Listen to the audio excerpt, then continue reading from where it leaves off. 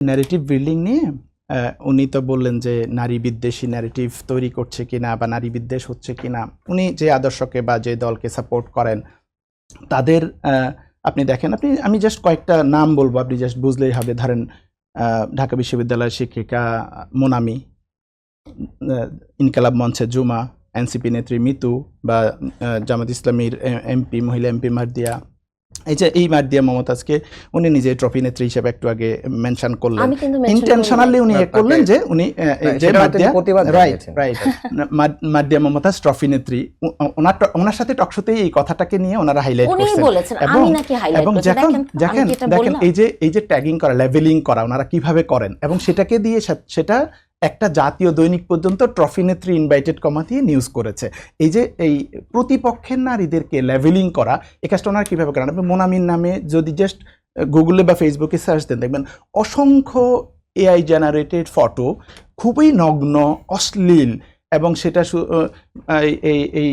এই বিশ্ববিদ্যালয় শিক্ষকের সাথে সাদিক কায়েমের, কখনো জামাতের আমিরের, কখনো বিভিন্ন জামাতে শিবিরের নেতাদের নোংরা ফটো কার্ড বানানো, এগুলো জুমার নাম দিয়ে সার্চ দেন, দেখবেন অসংখ্য নোংরামি জুমার নাম দিয়ে করা হয়েছে, অসংখ্য নোংরামি। আপনি মিতুকে, এই এনসিপি নেত্রী এখন এমপি হলো, মিতুকে নিয়ে পাবেন, ইভেন মারদিয়া মমতাজকে নিয়ে পাবেন, যে হচ্ছে ইভেন মানে এই তার পোশাকে আশাকে সে হিজাব পরে থাকে এরকম, তার নামেও দেখবেন যে অনেক নোংরা ফটো কার্ড বানানো হয়েছে।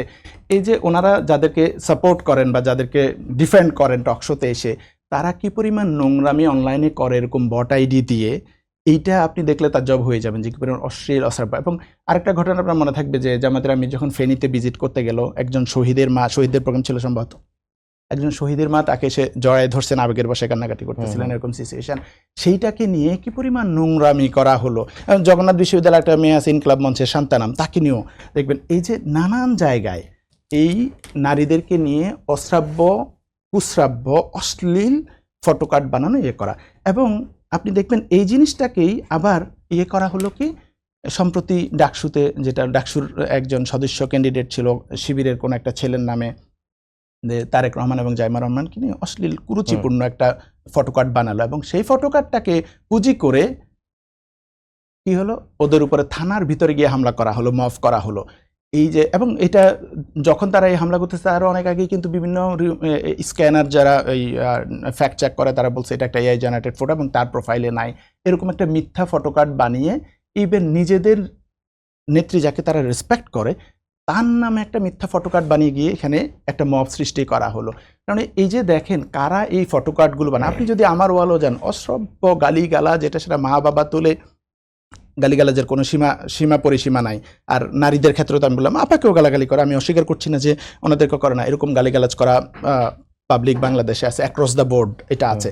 কিন্তু উনি যাদেরকে মনে করেন যে একদম ফেরেশতা, তারা ভালো, তারা যে কি পরিমাণ নোংরামি এরা করে এটা। তারপরে আপনি দেখেন নির্বাচনের আগে কি হয়েছিল, আপনারা যে নারীদের অধিকারের জন্য খুব সোচ্চার, এটা তো ওনাদের চরিত্র বোঝা গেছে নির্বাচনের আগে সারা দেশে জামাতের নারী নেত্রীদের উপরে লাগাতার হামলা হয়েছিল নানান জায়গায়। ইভেন কারো বলছে যে পেটিকোট খুলে ছায়া খুলে নিবে, এরকম নোংরামি করা হয়েছে রাজনৈতিক নারী গ্রাসরুট কর্মীদের উপরে, যারা নারীর ক্ষমতায়ন নিয়ে, রাজনৈতিক অধিকার নিয়ে কাজ করে, তাদের টু শব্দটা বলে নাই।